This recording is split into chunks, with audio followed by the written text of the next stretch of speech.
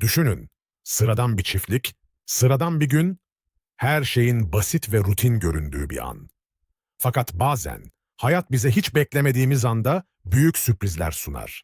Bugün sizi sıradan bir tavuğun nasıl dünya çapında bir fenomene dönüştüğünü keşfetmeye davet ediyorum. Bu, kafasız tavuk Mike'ın sıra dışı hikayesi.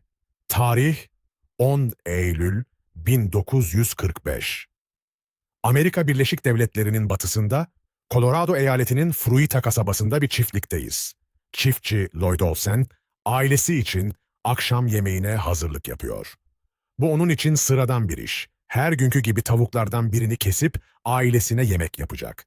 Ama o gün Lloyd'un baltası tarihe geçecek bir olayı başlatacaktı. Çiftçi Lloyd bir tavuğu keser. Ancak bu sefer bir şey farklıdır. Tavuk yere yığılıp can vermek yerine başsız halde koşmaya başlar. Lloyd ve karısı Clara, bunun birkaç saniyelik bir olay olduğunu düşünürler. Sonuçta başı olmayan bir canlı nasıl hayatta kalabilir ki? Ancak o başsız tavuk, saatler sonra bile hala canlıydı. Hatta yürüyebiliyor, dengede durabiliyordu. Evet, yanlış duymadınız. Başsız bir tavuk, bu imkansız gibi görünen durum karşısında yaşamaya devam ediyordu. Bu, hem Lloyd'un hem de o gün orada olan herkesin aklını başından almıştı. O tavuk, daha sonra adını dünyaya duyuracak olan Mike'tı. Peki Mike'ın hayatta kalması nasıl mümkündü? Bilimsel olarak açıklamaya çalışalım. Mike'ın beyninin tamamı kesilmemişti. Aslında beynin büyük bir kısmı, özellikle de beyin sapı kesilmeden kalmıştı. Beyin sapı, vücudun hayatta kalması için kritik olan hayati fonksiyonları yönetir. Nefes almak, kalp atışları ve bazı refleksler. Lloyd'un balta darbesi beyin sapını korumuş, bu sayede Mike hayatta kalabilmişti. Tabii ki Mike, bir tavuk için bile çok şanslıydı. Çünkü vücudunun geri kalanında sinir sistemi sağlam kalmış, kalbi kan pompalamaya devam etmişti. Bu durum, Mike'ın hareket etmesini ve nefes almasını sağladı. İşte bu noktada Mike'ın hikayesi sadece bir bilimsel fenomen olmaktan çıktı ve dünya çapında bir sansasyona dönüştü. O dönemlerde insanlar mucizelere, sıradışı olaylara çok daha fazla ilgi duyuyordu. Mike, çok geçmeden gazetelerde ve radyo programlarında konuşulmaya başlandı. Haberler Amerika'nın her köşesine yayıldı. Başsız bir tavuğun 18 ay boyunca nasıl hayatta kaldığı herkesin merak konusuydu.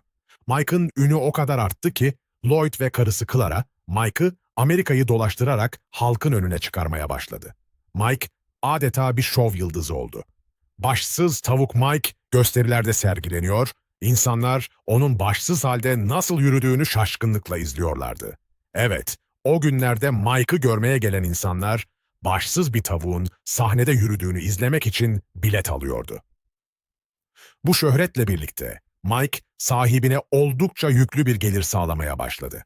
O dönemde Lloyd ve Clara, Mike'ın gösterilerinden ayda yaklaşık 4.500 dolarlık, bugünle kıyaslandığında çok daha yüksek bir değer gelir elde ediyordu.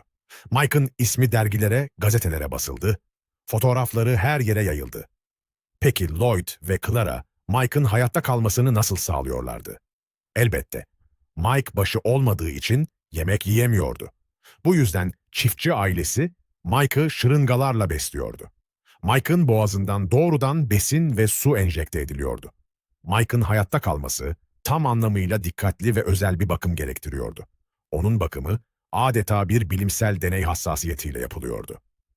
Mike'ın bu kadar uzun süre yaşaması hem insanlar arasında hayranlık hem de şaşkınlık yarattı. Ancak her şeyin bir sonu vardı. 1947 yılının Mart ayında Mike'ın şanslı günleri sona erdi. Mike, bir gece yemek yerken boğazında bir tıkanıklık oluştu. Lloyd ve Clara ne kadar uğraşsalar da Mike'ı kurtaramadılar. O sırada ellerinde Mike'ı beslemek için kullandıkları aletlerden biri yoktu ve bu talihsiz durum Mike'ın ölümüne yol açtı. Mike'ın ölümüne rağmen onun hikayesi yaşamaya devam etti. Bugün Fruita, Colorado'da her yıl Kafasız Tavuk Mike Festivali düzenleniyor. İnsanlar Mike'ın anısını yaşatmak, bu tuhaf ve bir o kadar ilham verici hikayeyi kutlamak için bir araya geliyor. Festivalde başsız tavuk simgeleri, yemek yarışmaları ve pek çok etkinlik düzenleniyor. Mike'ın mirası, bir tavuğun başsız bile olsa ne kadar uzun süre yaşayabileceğini hatırlatıyor. Mike'ın hikayesi sadece ilginç bir anekdot değil.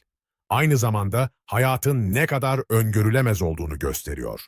Bir tavuğun bile yaşam mücadelesi verebileceği ve dünyayı şaşırtabileceği bir dünyada yaşıyoruz.